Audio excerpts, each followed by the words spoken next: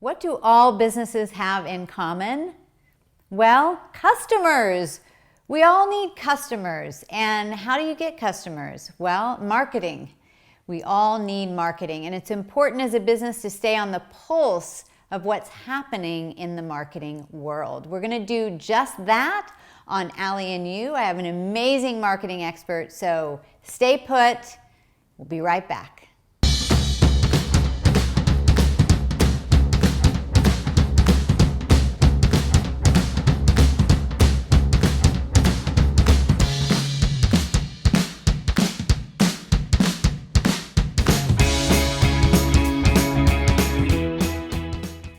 Welcome to Allie You, the business success and lifestyle show. I am Allison Maslan. My friends call me Allie.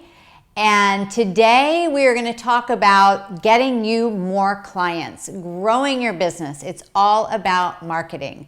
I'm so excited because I have #1 best-selling author of Your Marketing Roadmap and CEO of Marketing Initiative Worx.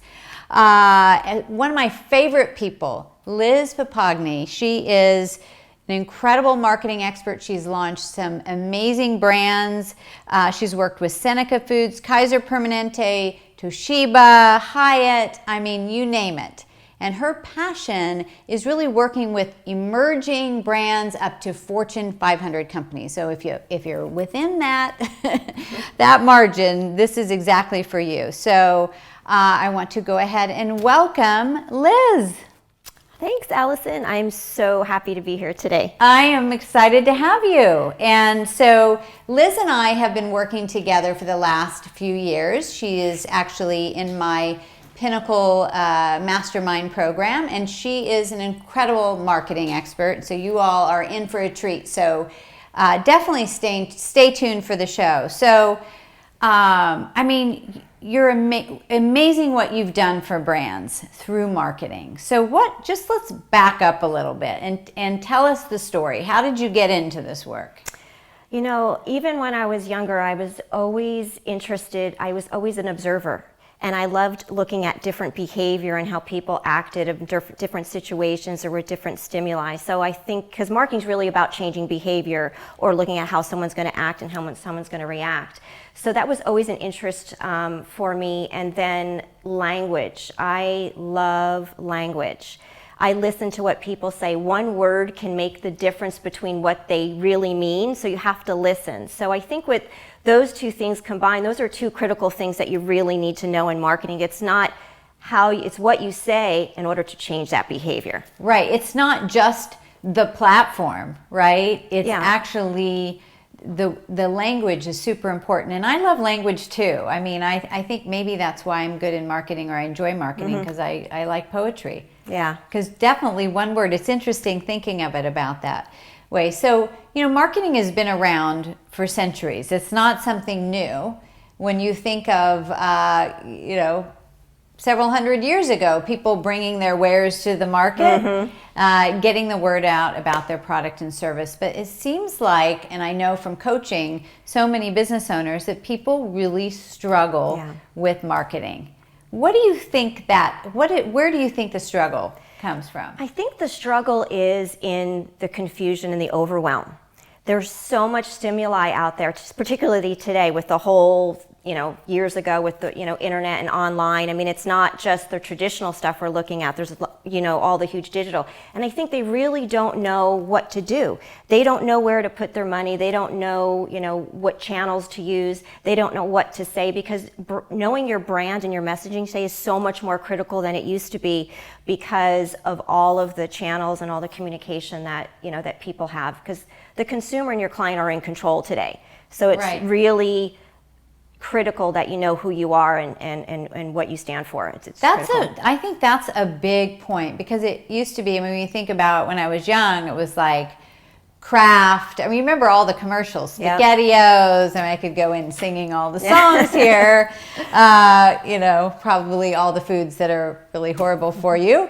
And it was more about the brand, but we as consumers are so much more communicative with the brand and have so much more of a say about it. So there's so much information at our fingertips.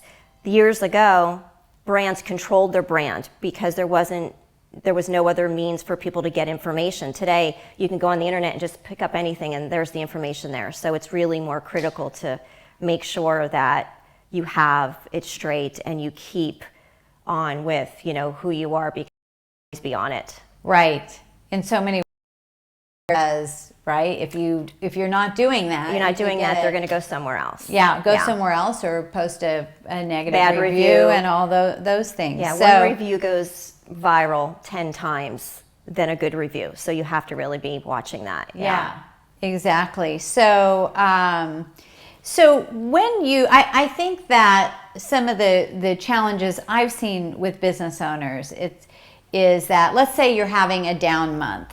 And you're like, oh my gosh, I got to market, I got to get out there, right? So you're coming from a place of desperation, which is never good because you're going to push people away and probably invest in the wrong places. And, we've talked about this, and you really have to come from, let's put a strategy together.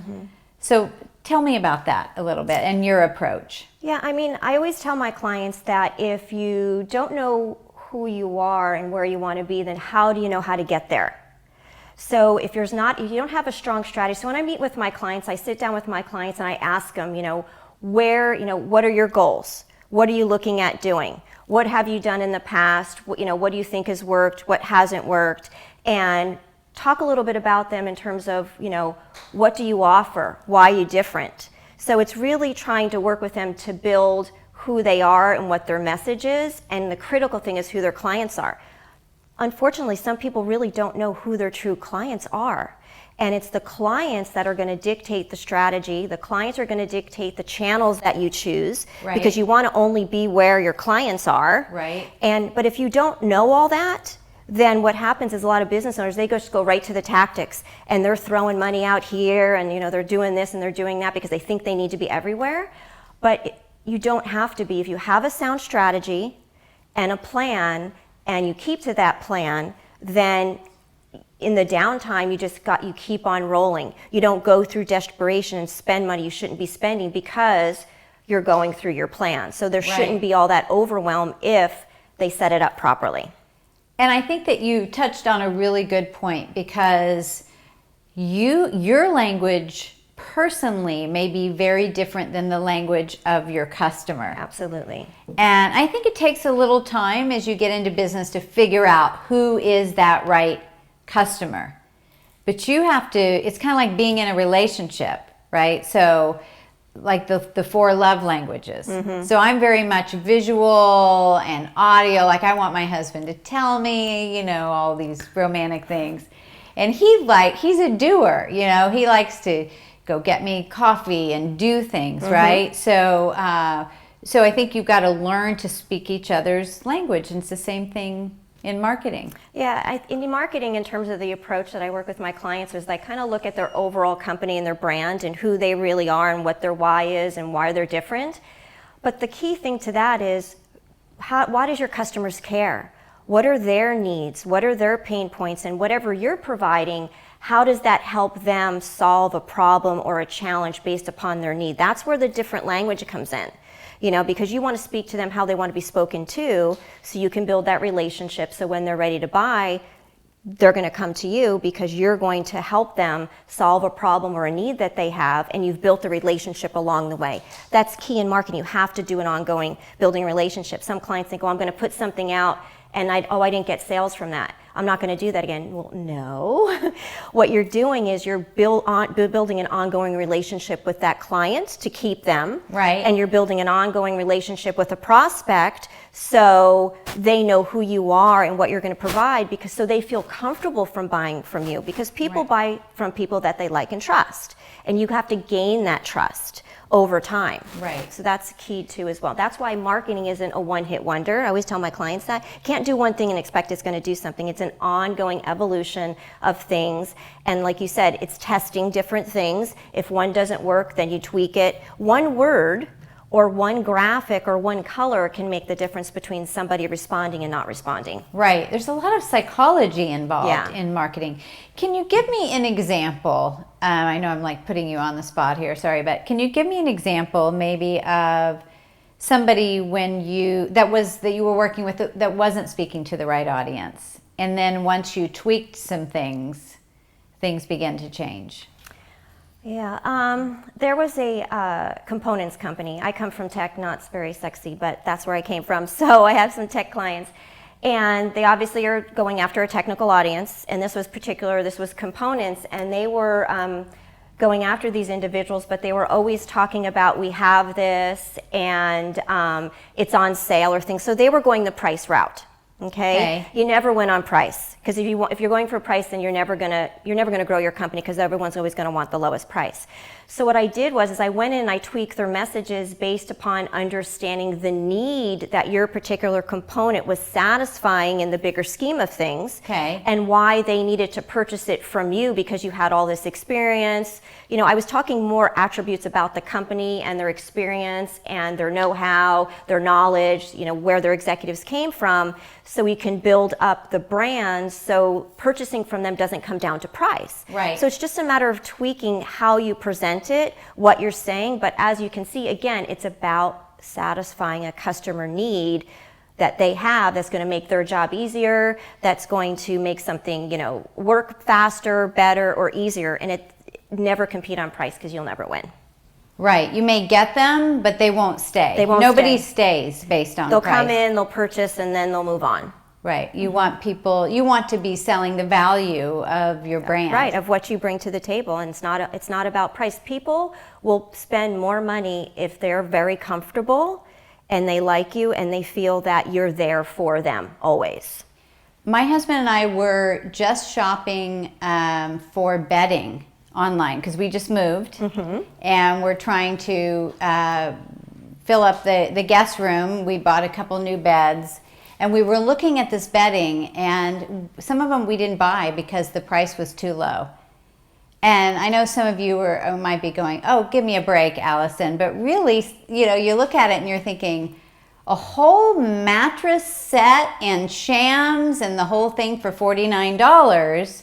And I'm thinking, I don't know what the quality, and it's hard because sometimes online now, if I was in the store, I'd be able to look at it and go, touch well, it, feel it, But, I definitely equate the value of the price with the value that you're offering. And if it's a higher quality fabric, and, there's more time put into it and so forth. So I think that's a really good price point. could hurt you. You're absolutely right. Price could give you a negative perception and not what you're looking for. Absolutely. So as you said, there's so many choices out there, so many social media platforms. There's online and there's offline. Do you feel like that offline is still, that people still should be looking at offline strategies? I think that offline works really well still if your target looks at those mediums. I mean, it really comes to if your so for instance, if you're going after the senior care market, right? You're either going after, someone, 55 plus, or you're going after their children, right? So you're going to go after those two different targets different ways. People that are not, online savvy, that are 70 plus, you're not going to reach them online. You're going to reach them through their mailbox. So direct mail is really going to work. But if you're going after their children, say if you're a care facility or something like that, they're online, they're still savvy. So you're going to reach them two different ways. So I think that online and offline could work together, and I think there could be an integrated mix, but it all depends on what you're going after. Look at the credit card companies. They still do a lot of direct mail because they have all the algorithms, and they have all their lists in terms of when people are ready to renew and things like that. So it's still if they're getting their bills in the mail going, oh my God. Yeah. And then, good. So I think it still works, based upon your strategy and the target and the reason why you're using it. We just did a big direct mail. We have an event coming up, and did you get that in the mail? Oh, you did. See, it works. You got it. Oh, and you're coming. I was already going. Yeah, you were already going, so that doesn't count. But I definitely agree. I think that it's a kind of a holistic approach. It absolutely is, yeah. And they say, hitting people in threes. And I've had people come up to me, "God, I've been seeing you everywhere. I saw this flyer and I saw that commercial." And because it's repetitive messaging. You want them to have recall. And they're not going to have recall if you don't. I mean, this goes back to back in the old advertising age, right? Where, you would have to do it at least 3 times to 6 times because you wanted to build that recall, that repetitive messaging. Like you said, it's like, God, I think I saw her here. I saw her. Because we want people to remember us and remember what we do. And that just can't be done if you're just on Facebook or you're online if your target's not there. I mean, it has to be, when you build a plan, it has to be very integrated and comprehensive, but it doesn't have to be complicated. It could be very simple if you are using and being very strategic with what you're choosing based upon who you're going after and what your goals are. And you're so good at that. And so for those of our viewers right now, again, it is confusing. So let's just talk about online for a second. It's as a business owner, you're like, I got to take care of my website. I got to do the blogging. I got to take care of my clients. I got employees. I've got so much to do. I've got to-dos coming out of my ears. And now you want me, tweeting, posting, and all those kinds of things, which is very important these days. So what do you recommend the strategy would be behind that? Obviously, it's different for everybody. But online strategy? Yes.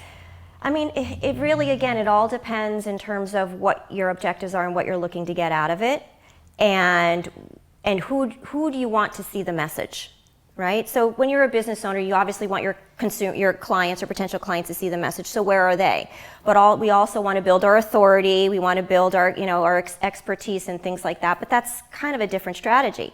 So if you're talking about you as a business owner and your persona, well, you're going to go after different people than necessarily your customers, so that's a different strategy. So where do I need to be online to do that? If I want to go after my customers, where do I need to be? I always tell my clients, if you're doing more than 3 social media channels, you're doing way too many.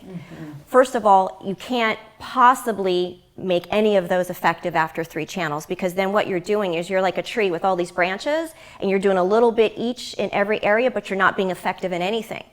So you have to focus on no more than 3. 2 is a good sweet spot to meet your objective to do that, because then it enables you to get deeper into those mediums, so you can make more of an impact, and you're going to get more of a result that way, instead of trying to be so many things to so many people when in the end no one's going to see what's happening. Right. You really need to dive deeply. You need to dive. We talk about that when we're working with business owners that are running several businesses at once. And it's hard and I know because I've done it, and to really be successful, you need to focus and just kind of pick a path and work with that. And then in that path, it's all about testing and see what happens.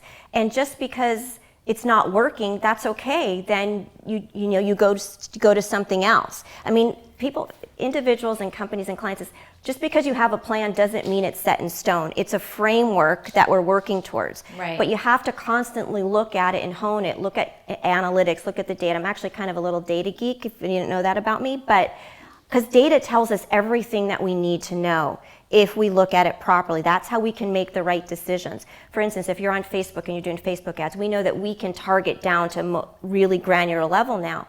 But you can kind of look at what's working on a daily basis or on the fly, and then just stop what's not working and move your money to somewhere else. Right, which is, you couldn't do, with television commercials, we were so broad. Yeah, it's really hard to, or a magazine ad that could cost thousands and thousands more dollars, yeah. And then once your insertion's in there, you're done. You have to do it. So, but print still works in some industries. I have a client that I'm working right now. It's a medical equipment company. I'm redoing their brand. They've had 3 companies merged together, so I had to redo their branding, and I'm working on their marketing plan right now. And because of the industry, it's healthcare and it's equipment, that's an old type of still industry. So trade publications, when we launch the new brand, they're going to be one of our channels because that's where their target is. Right. Social, not so much, because there's not physicians or people that work at Kaiser and programs and projects. They're not necessarily looking at that from a business perspective. And then probably doing PR, which is a very traditional medium as well. Right. But so it really all depends in terms of what you're doing, and it can be flexible. don't worry if it's not working, because that means we just have to tweak it or we have to try something else. Right. Well, so just as an example, so Snapchat has become really popular all of a sudden. And then, you know, and I have some clients who are like, oh my gosh, I've got to go, now I need to go do Snapchat. Yeah. And so what I'm saying to them is your customer there? Is you know, your, your time is so limited. Are you going after a 12-year-old or a tween? Then you shouldn't be marketing children anyway, because that's not allowed. But, yeah, and I think there are definitely more mature on there, but is it really the best use of the time? Would LinkedIn be better or something like that? Right, yeah. I mean, it depends on where your audience is. I mean, LinkedIn's really good for B2B, but it's not like a Facebook where you're going to get mass. You're building a network and relationships where you know things can come out of that, but it's not a medium where you can grow mass. You know, like Facebook. Right. There you're going to get your connections on LinkedIn. You know, on Facebook you're going to build more of a community around what you're doing. And so what are some tips? Do you have some tips that you can share with us? Some marketing tips, social media tips? In terms of tips, I would say that I do have something for social media that I have that you can. It's 5 tips in order to how to convert your fans into customers. I have that. That's a free opt-in. So if they want to get that, it's at socialconversions.gr8.com. So you can go in there, put their information in there, and they'll automatically get that. So there's some great tips there in terms of how to utilize social media to really convert people. And I don't mean just to convert them to actual customers, but convert them to an opt-in list so you can build a relationship. You might want to opt them into a sweepstakes or a contest, because it's all about building relationships and community and that type of stuff. In terms of for tips for marketing, strategy always has to come first. If you don't have a strategy, then you're wasting your time and your money. I mean, I'm a firm believer, and that's my philosophy. So let's just say for those that are, okay, I hear what they're saying, and we'll put the link up so people can get your tips. But, you know, they're trying to get their business off of the ground, or they're trying to take it to the next level.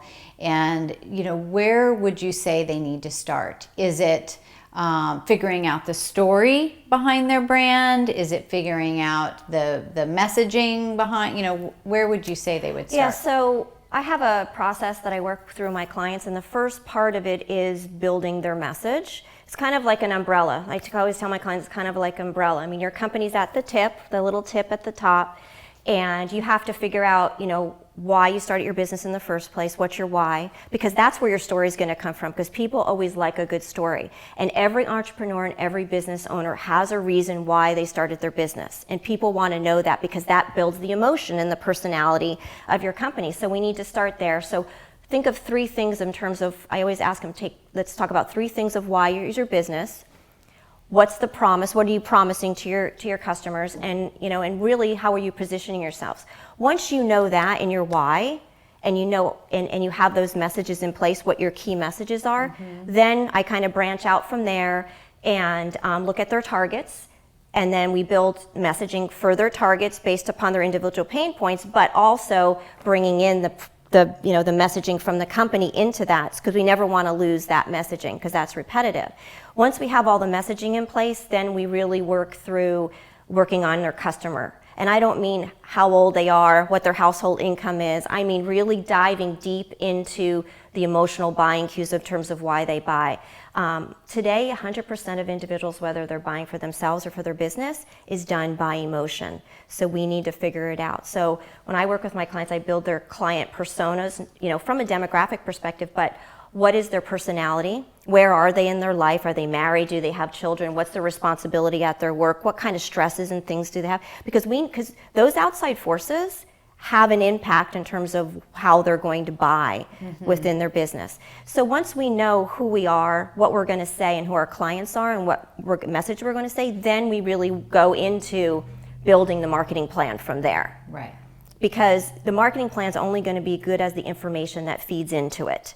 Once you know, so the why, the promise, like what are they going to get, the results and the benefits, their positioning, how they show up, and then it's about finding the languaging of the target market, and then their emotions that they're trying to satisfy.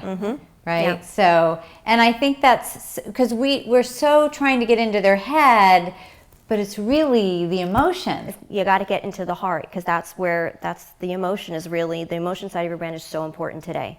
Yes, because Yeah. that's what moves people to make decisions. So if you're going to go buy paint at Home Depot, red paint, you might be thinking you're buying red paint, but you're really buying a happy feeling, right? How does that make you feel? In fact, we're painting now, as a matter of fact, at our house, trying to pick colors.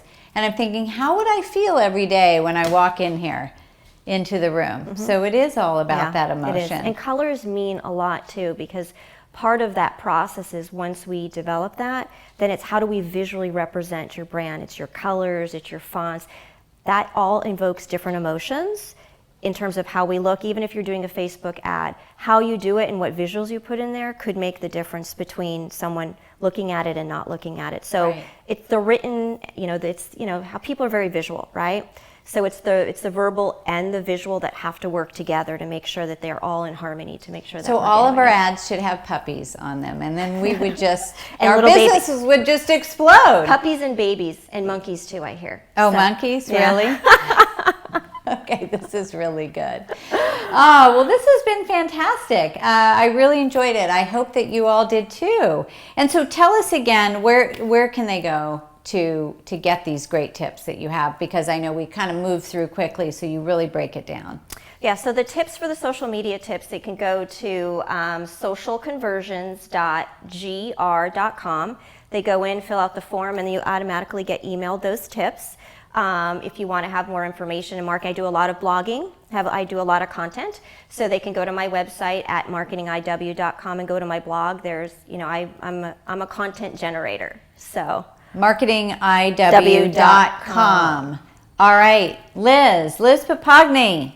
So she is the expert here. Thank you so much. Well, thank you so much, Allison. I'm so happy to be here. Thank you. Yeah, you're welcome. This was great. So again, just narrow it down, get out of the total marketing overwhelm, and just pick a couple things and dive deeply with that. I think that's what the big messaging is here, and get to that pain point and really speak their language.